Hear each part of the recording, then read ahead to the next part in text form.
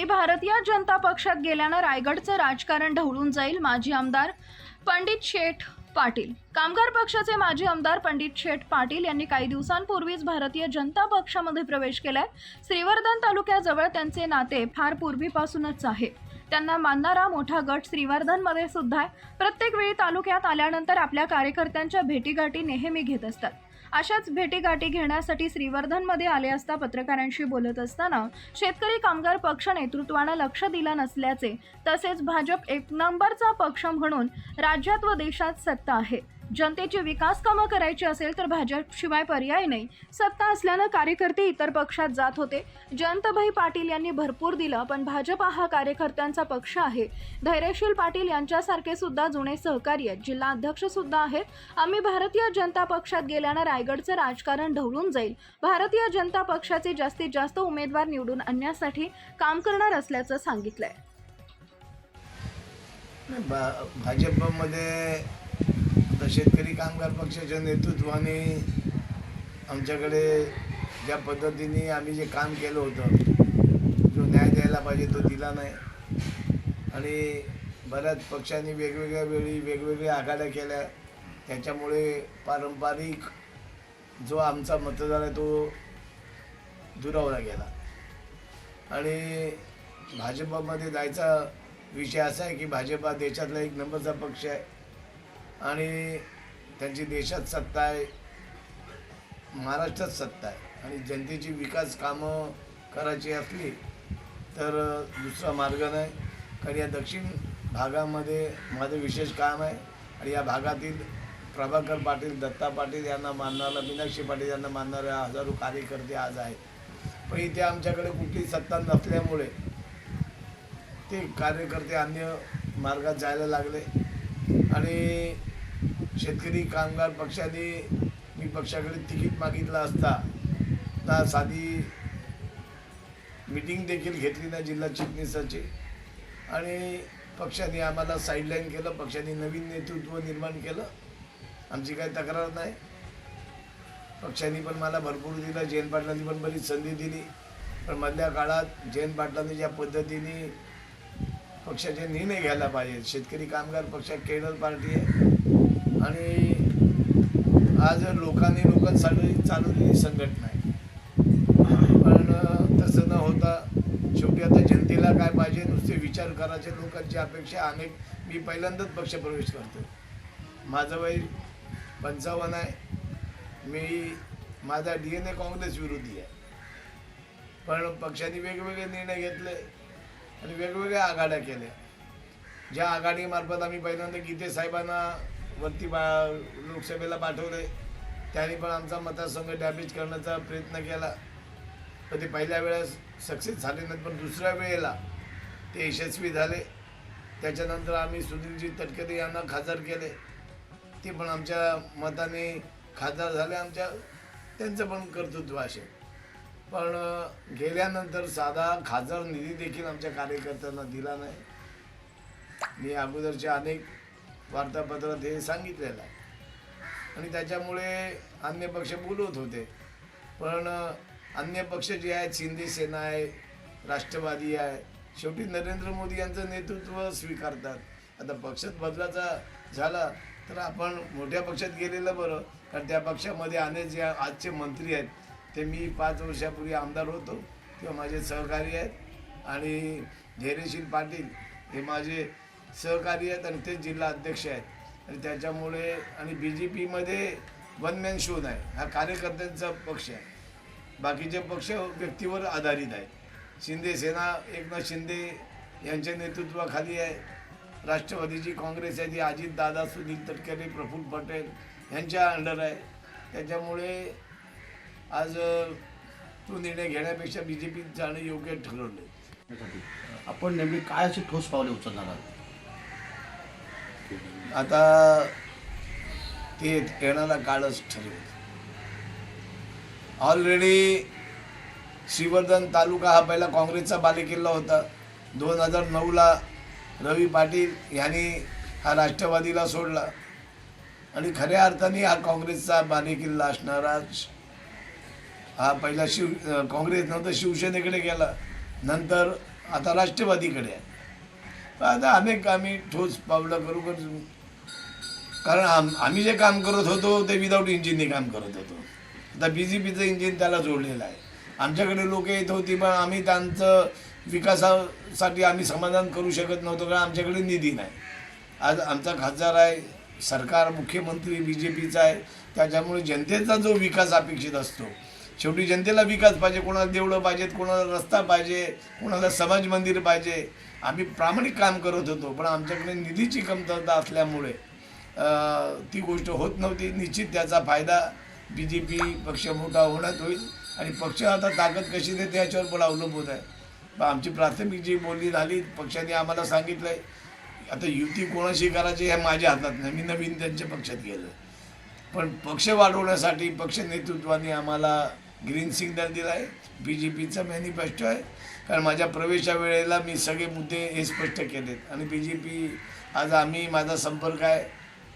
मी शिवधनमध्ये मला मानणारे बराच वर्ग आहे आणि येत्या काळात त्याचं स्थानिक स्वराज्य संस्थेमध्ये त्याचा रिझल्ट जनतेला समजेल. नगरपालिकेमध्ये शेका पक्षाचा एक उमेदवार हे पक्षात एक उमेदवार नेहमी असायचा. आता भाजपच्या रूपाने आपला उमेदवार असणार आहे. तर श्रीवर्धन नगरपालिका निवडणूक लढवण्यासाठी किंवा एक सत्ता आणण्यासाठी आपली नेमकी काय भूमिका असणार? एक लक्षात घ्या, आम्ही आता प्रत्येक गावात BJP वाढवण्यासाठी प्रयत्न करणार आहोत. आता पक्ष नेतृत्व तिकीट वाटप करणं काय ते माझ्या हातात नाही, त्यांचं पार्लमेंटरी बोर्ड ठरवत असते BJPचं. आता राज्यामध्ये निवडणुका युतीमार्फत लढवायच्या की स्वतंत्र लढवायच्या हा काय निर्णय झालेला नाही. पण शिवधन शहरामध्ये आम्ही जाण्यानी वसंतराव यादव, आम्ही जाण्यानी शिवधन शहरामध्ये पण आम्हाला मानणारा वर्ग वाढेल. निश्चित कोळी समाज असेल, अन्य भंडारी समाज असेल, प्रत्येक समाजाचे कार्यकर्त्यात BJP जोडले गेलेले आहेत. पण BJPला असं ठोस नेता इथे प्रभावी बंड्या शिंदे आहेत, माजी सभापती, त्यांचं पण सहकार्य आहे. त्यांनी पण आम्हाला सांगितलं तुम्ही येण्याने काय आम्हाला प्रॉब्लेम नाही, आपण एकत्र काम करू. आणि बंड्या शिंदे यांना देखील आमचं पाठबळ मिळाल्यामुळे BJPला नगरपालिकेमध्ये पण त्यांचे जास्तीत जास्त मेंबर निवडून येतील. पण तिकीट शेअरिंग वाटप कसं होईल हा निर्णय त्यांचा BJPचा पक्ष निर्णय घेईल. पण आम्ही जास्तीत जास्त नगरसेवक निवडून आणण्यासाठी प्रयत्न करू. हा गोरगरीब जनतेचा पक्ष आहे. या पक्षात कोणत्या मुख्य गोष्टींचा तुम्हाला अभाव जाणवला? रायगड जिल्ह्यात शेतकरी कामगार पक्ष सर्व पक्षविरुद्ध शेतकरी कामगार पक्ष. अंतुले साहेब मुख्यमंत्री असताना देखील दीपा पाटील, प्रभाकर पाटील आणि विशेषतः प्रभाकर पाटील यांच्यामुळे अंतुले 77 साली दीपा पाटील खासदार झाले, 84 साली खासदार झाले. अभाव नाही. पक्ष संघटनेने ज्या वारा येईल तशी पाठ फिरवली पाहिजे. पक्ष नेतृत्वाने वेगवेगळ्या पक्षांबरोबर आघाड्या केल्या आणि त्या आघाडीचा फायदा संघटनेला होण्यापेक्षा त्यांनाच जास्त झाला. आणि पक्षामध्ये संवाद नाही, कार्यकर्त्यांना विचार मांडण्याची संधी नाही आणि कुठला पण निर्णय घेताना सगळ्यांना संमतीने. शेवटी विजय पक्ष हा टीम वर्कने चालतो. एक माणूस काय पक्ष चालू शकत नाही. उद्या क्रिकेटची मॅच जिंकायची झाली तर त्याला 11 खेळाडू लागतात. एखादा खेळाडू नसेल तर ती मॅच काय जिंकता येत नाही. शेतकरी कामगार पक्षाचे नेते दीपा पाटील असतील, दत्ता पाटील असतील, मोहन पाटील असतील, मीनाक्षी पाटील असतील, बरेच दिग्गज नेते होते. कारण शेतकरी कामगार पक्ष हा महाराष्ट्रातला प्रमुख पक्ष होता. उद्धवराव पाटील असतील, लाजीभाई देसाई, ND पाटील, गणपतराव देशमुख, पण ते टीमवर्कनी काम केलं. पण मधल्या काळात टीमवर्क हे झालं नाही. त्याच्यामुळे पक्ष नेतृत्व संमतीने निर्णय घेण्यात अपयशी ठरले. त्याच्यामुळे पक्षाला फटका बसला. प्रेरणा दिली किंवा सहकार्य केले आणि का केलं?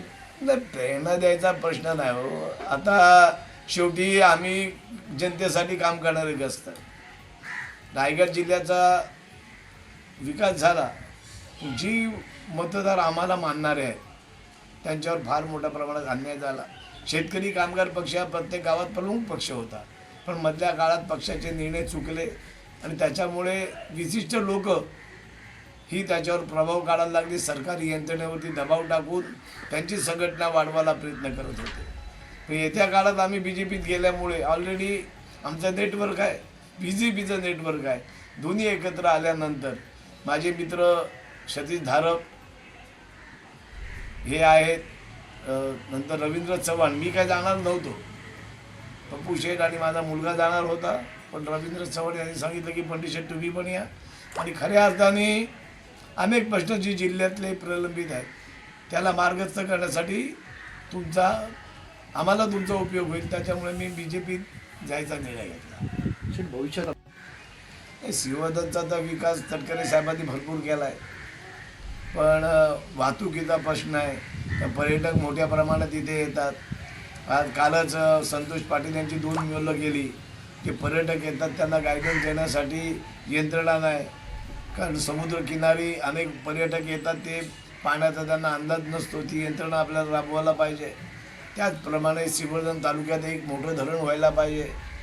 धरणासाठी अनेक प्रस्ताव प्रलंबित आहेत, अनेक कामं आहेत. मच्छीमारांचा प्रश्न आहे. अडचणीमुळे इथे स्थानिक मच्छीमार अडचणीत आलेले आहेत. अनेक प्रश्न आहेत. निश्चित पण बरेच प्रश्न मार्गस्थ झालेले आहेत. शेवटी महाराष्ट्रामध्ये युती सरकार आहे. आता मुख्यमंत्री देवेंद्र फडणवीस, BJP, राष्ट्रवादी काँग्रेस, शिंदे सेना यांच्या सहकार्याने ते राज्यकारभार करतात. पण निश्चित आम्ही जाण्याने जे जे प्रश्न होतील, उदाहरणार्थ श्रीवर्धन शहरामध्ये पार्किंगचा पण प्रश्न आहे. फॉरेस्ट आणि नगरपालिका यांच्या असंवादामुळे तो प्रश्न आहे. लोकांना गाड्या कुठे लावा हा प्रश्न निर्णय प्रश्न आहे. आणि आज धैर्यशील पाटील खासदार आहेत, BJPचे 3 आमदार आहेत. त्याच्यामुळे आज इथले लोकांना न्याय द्यायच्यासाठी आम्ही आमच्या माध्यमातून निश्चित प्रयत्न करू. कशी हमी देता? भाजप हा कार्यकर्त्यांचा पक्ष आहे. जिथे जो काम करेल त्याला ती संधी दिली जाते. या अगोदरच तुम्हाला सांगितलं. बाकीचे पक्ष व्यक्तीवर आधारित आहे, पण हा कार्यकर्त्यांचा पक्ष जो काम करेल तो पुढे जाईल. आज आम्ही त्यांच्या पक्षात गेल्यानंतर त्याचा रिझल्ट झाला तर निश्चित आमच्या कार्यकर्त्यांचा सन्मान मिळेल. इतर पक्षात जो सन्मान होत नाही. तुम्हाला श्रीवर्धनला माझ्यापेक्षा तुम्हाला अनुभव आहे. जे अन्य पक्षात गेले त्यांची अवस्था काय झाली, त्यांचं राजकीय जीवन संपलं. पण आज भाजपमध्ये तशी परिस्थिती होणार नाही. कारण आज प्रशांत ठाकूर असतील, महेश बालदी असतील, रवी शेठ असतील, धैर्यशील पाटील असतील, हे माझ्याबरोबर, मी त्यांच्याबरोबर काम केलेलं आहे. आमचा त्यांचा संवाद चांगला होईल आणि निश्चित योग्य असा सन्मान दिला जाईल. मध्ये अस्वाद पाटील, वसंतराव यादव, पंडित पाटील, बरेच दिग्गज नेते आज BJPमध्ये गेल्यामुळे रायगड जिल्ह्यातलं राजकारण ढवळून निघेल. आणि खऱ्या अर्थाने आम्ही जनतेमध्ये काम करत असताना आमच्याकडे कुठली सत्ता नाही, कुठली आमचा वरिष्ठ हात नाही, तरी देखील आज आमच्याकडे हजारो कार्यकर्ते जोडले जातात. मला निश्चित खात्री आहे की मी जिल्हा परिषदचा अध्यक्ष असताना या दक्षिण भागातील प्रत्येक गावाशी माझा संपर्क आला. निश्चित माझ्या जाण्याने BJP पक्षाला फायदा होईल आणि निश्चित BJP हा मोठा पक्ष होण्यासाठी मदत होईल. तुम्हाला पक्षाने तिकीट दिलं नाही तर तुमच्या कार्यकर्त्यांची नाराजी दूर करण्यासाठी आपण नेमकं काय ठोस पावले उचलणार? तशी वेळ येऊ शकत नाही. कारण आम्ही काम केलेलं आहे आणि कार्यकर्त्यांना पण विश्वास आहे. वसंतराव यादव हे श्रीवर्धन तालुक्यातील एक प्रतिष्ठित व्यक्तिमत्व आहे. त्यांचे शहरापासून ग्रामीण भागापर्यंत त्यांचे कार्यकर्त्यांशी संवाद आहे आणि बरेच वर्ष ते शेका पक्षाचे तालुका चिटणीस होते. आणि एवढ्या मोठ्या नेत्याला डावलणं संघटनेला पण परवडणारं नाही. तशी वेळ येणार नाही. आली तरी हे बघा, मी मगाशीच क्लिअर केले, तिकीट वाटप उमेदवार ठरवणे हे BJP हा शिस्तबद्ध पक्ष आहे. त्यांचे नियमावली आहे. ते नियम आम्हाला फॉलो करायला लागते आणि ते आम्ही करू. त्याच्यामुळे असा काही प्रसंग येणार नाही. बळकट करण्यासाठी आपली नेमकी भूमिका काय असेल? अरे ऑलरेडी जिल्ह्यामध्ये शेतकरी कामगार पक्ष 1 नंबरवर नेण्यात पंडित शेठचं योगदान आहे. आम्ही 26 मेंबर आणले. जिल्हा परिषदमध्ये 1 नंबरचा पक्ष शेतकरी कामगार पक्ष आहे. बऱ्याच वर्ष जिल्हा परिषदमध्ये आम्ही असल्यामुळे, आमचे कार्यकर्ते असल्यामुळे याचा फायदा निश्चित होईल. आणि आमचं थेट BJPचं नेटवर्किंग शहरी भागापुरतं होतं. ग्रामीण भागात त्यांचे कार्यकर्ते कमी होते. पण आज शहरी भागामध्ये BJPला मानणारा मोठा वर्ग आहे.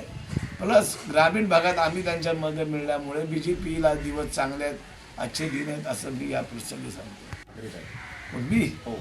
आता मी निवडणूक लढवीन काय ते मला काय सांगता येत नाही, कारण आता तरुण लोकांना संधी द्यायला पाहिजे. पक्ष आता काय निर्णय देईल, काय जबाबदारी देईल, आता ह्याच्या मी दिलेला शब्द पाळणारं ग्रस्त आहे. आता पक्ष आणि संघटना काय आपल्यावर जबाबदारी देईल ते आपण यशस्वीपणे निभावू. पण निश्चित आमची टीम BJPत गेल्यामुळे जिल्ह्यामध्ये राजकीय परिवर्तन निश्चित होईल, त्याचा फायदा BJPला होईल.